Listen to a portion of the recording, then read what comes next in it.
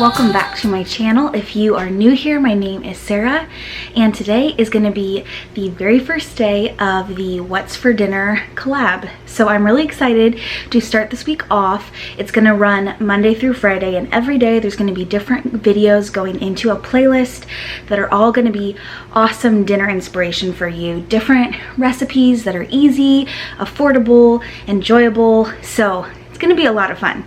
You can see the description box below for a link to the playlist, and keep checking back there throughout the week to kind of see what's been added, what's going on.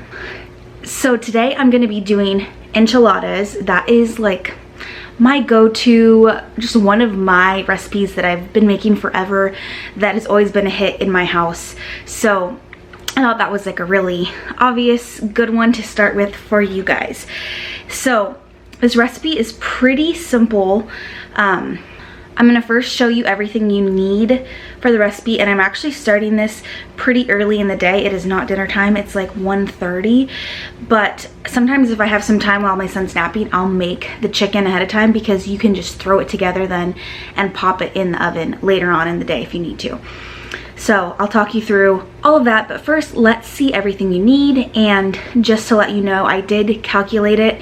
Everything that I'm gonna need to make this dish cost me about $12, and for me that would cover like 2 dinners worth for me and my husband. We'll eat it the night I make it, and then a couple days later we'll have it again for leftovers for dinner. So it probably would feed a family of 4, maybe even a little bit more than that, depending on how much your kids eat. So when I make my chicken, I mix it with these green chilies, and I just get the already diced canned green chilies. It gives it a little bit more flavor in the chicken. Enchilada sauce, that's definitely a staple for enchiladas. Taco seasoning, I put this on the chicken that I put inside the enchiladas just to, again, give it more flavor, more seasoning, give it that Mexican style taste. And then I do these large burrito size tortillas. You can do corn tortillas, whatever makes sense and however big you want to make your enchiladas, but for me this size makes the most sense, and we do prefer the flour over the corn. I do have some chicken thighs here. I've just found that chicken thighs, the boneless, skinless, they just have a lot of flavor. There's a little bit of fat in there, so it just breaks apart really easily, and it has just a lot more like juice. It's not as dry. And I did get 3 pounds here, so I'm only going to use half of this. I'm just going to use about 1.5 pounds. So that's what I used in calculating the cost, was just about half of this package. And then I just grabbed a small bag of the Mexican style shredded cheese. I'm going to put this inside the enchiladas and on the top, and I usually use the entire bag. So I have some oil in a pan here heating up. The very first thing I'm going to do is just throw the chicken in, and I'm going to add that taco seasoning to it. And I think that's a very unconventional way of cooking chicken and using the taco seasoning. Usually you'll like add it to ground beef or turkey and like add water and everything, but I just use it kind of like a dry seasoning on my chicken, so I'll show you that. Alright, so here we have the chicken starting to cook, and I'm just going to sprinkle this on top of all the chicken. This is really the only seasoning I'll put on here because it really has everything you need in it. So that looks about good, and then in a little bit I'll flip it over and I'll put some more seasoning on the other side. There's plenty left in here. You actually probably don't even need to use the whole packet, but I'll just do that again on the other side, and then it makes it just really flavorful. I don't add water or anything, that's all I do. Alright, so chicken is done.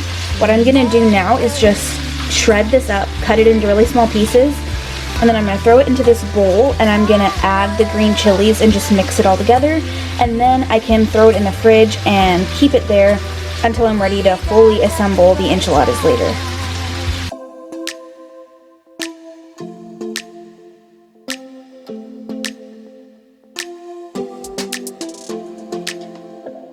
I don't think we got enough time to sort out all the fights, to sort out all the lies. Oh baby, yeah. There was a part of me that knew that, and still I'm caught by surprise. I thought you'd always be mine.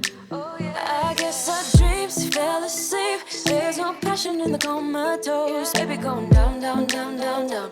Baby going down, down, down, down, down. Tried so hard to stay afloat. Yeah, we keep moving like the river goes. Baby going down, down, down, down, down. Yeah. And I thought, it's time I'm letting you go. This time I know it for sure. I just thought I should let you know. Yeah, now, no words no more, no. I got so high on a low. That's when I loved you the most. Now I thought I should let you know. Yeah, now, no words no more, no. I really thought we had it covered.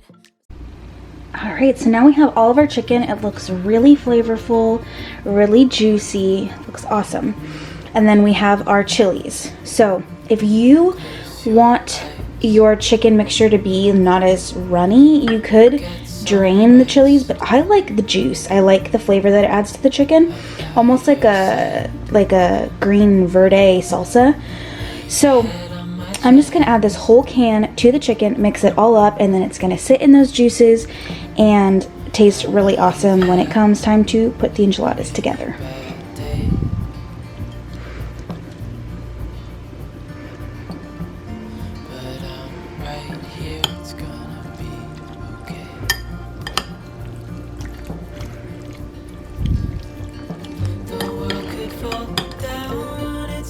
Alright, so here is our finished mixed product. One thing to note, if you like a lot of spice, I would add a jalapeno or something like that. These green chilies are very mild, so I would say they are kid friendly. If you want just that added flavor of a pepper but you don't want a ton of spice, that's why I use them, and I've always just thought that they are like a mild flavor that anyone can enjoy. But if you want more spice, definitely go with something that's a little bit more heated. Right, so it's about time for me to start assembling. So the next step is I'm going to take this enchilada sauce. I did open it partially, and I'm going to pour that all in this bowl. And what I do with my enchilada sauce, I think this is the part that is probably different than most people, is I add some either milk or half and half or heavy cream or whatever you have, because I feel like enchilada sauce is just really strong and intense. So I like to make it a little bit creamier and just a little bit less saturated, if that makes sense. So I'm just gonna pour that entire thing. This is a 28-ounce can. I'm gonna pour this into this bowl and then just add, I eyeball it, I would say it might be like 1/4 of a cup of whole milk, which is what I have on hand because that's what my son drinks.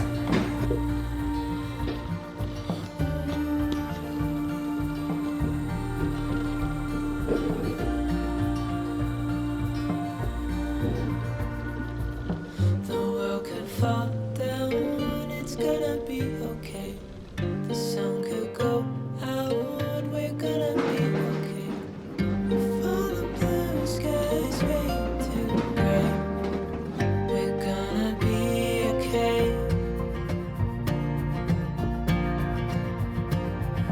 The world could fall down, it's gonna be okay. The sun could go out, we're gonna be okay. If all the blue skies fade to gray, we're gonna be All right, so we got our little station set up here. So I'm gonna grab a tortilla. I'm gonna dip it in the sauce on both sides, make sure it's completely soaked. Then I'm gonna throw it in this pan. I sprayed it a little bit, but honestly, because you're gonna have so much sauce in there, it probably doesn't make a big deal. But that's just what I do. I do have this preheating to 350. So we're gonna throw the tortilla in the sauce, throw it in the pan, and then we're gonna scoop some chicken with the chilies inside, and then also just a handful of the shredded cheese inside as well. And then you just roll it up, and that's pretty much it. It gets very messy though, so I'll show you guys the whole process, but your hands are gonna get very dirty, and usually all of the bags and utensils and everything are like covered in sauce by the end of this.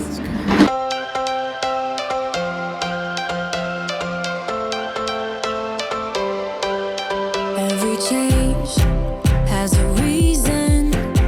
Baby, let it come to you.